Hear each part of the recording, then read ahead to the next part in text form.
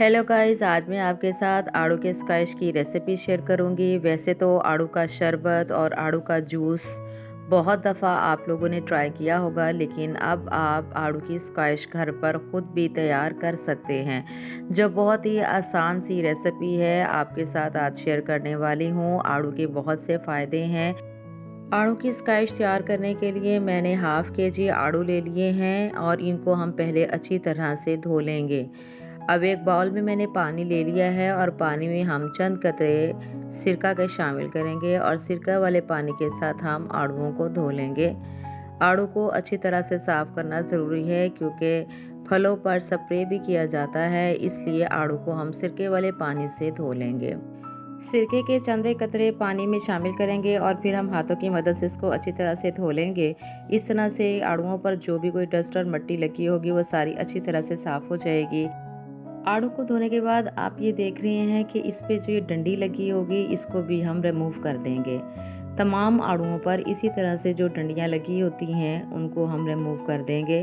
इसके बाद हम इसका छिलका उतारेंगे और छिलका उतारने के बाद फिर हम इनको छोटे छोटे क्यूब्स में काट लेंगे। अब आप ये देखें कि तमाम डंडियाँ रिमूव करने के बाद आड़ूओं को हमने पानी से अच्छी तरह से साफ़ भी कर लिया है। अब हम इसका छिलका रिमूव कर लेंगे।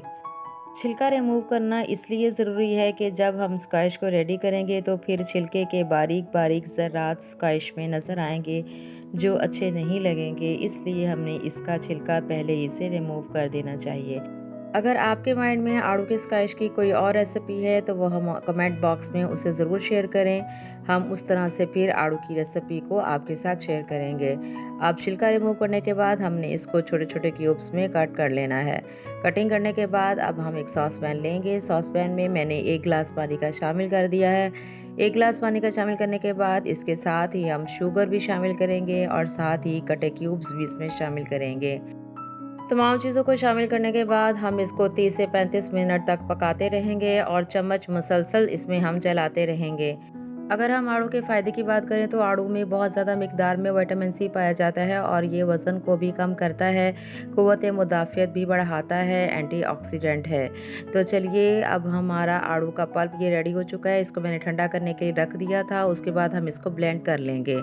ब्लेंड करने के बाद हम इसको एक बाउल में निकाल लेंगे। आड़ू की स्क्वैश बिल्कुल रेडी हो चुकी है। अब ये देखें, ये कितना थिक सा लिक्विड जो है ये रेडी हो चुका है।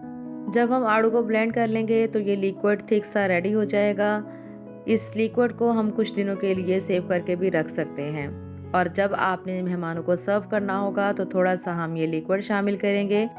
पानी शामिल करने के बाद हम इसको अच्छी तरह से मिक्स कर लेंगे, बर्फ़ शामिल करेंगे, इसको अच्छे से ठंडा करेंगे और ठंडा करने के बाद हम इसको मेहमानों को सर्व करेंगे। अब आप ये देखें कि जो मैंने लिक्विड रेडी किया था उसमें मैंने 2 से 3 गिलास इसमें पानी के शामिल किए। पानी शामिल करने के बाद फिर मैंने इसको क्यूब्स शामिल किया और इसको अच्छी तरह से मिक्स कर दिया और खूब ठंडा करने के बाद हमने इसको मेहमानों को पेश कर दिया। हाफ़ केजी आड़ू से हमने स्क्वैश रेडी कर ली है। तकरीबन इससे हमारे 4 से 5 गिलास रेडी हो चुके हैं। इसे ठंडा करें और सर्व करें। गर्मियों में ये ख़ास तौर पर गर्मी को ख़त्म करता है, प्यास को बुझाने के लिए फ़ायदेमंद है। ये देखें कितना ही ज़बरदस्त किस्म का हमारा ये आड़ू की स्क्वैश रेडी हो चुकी है।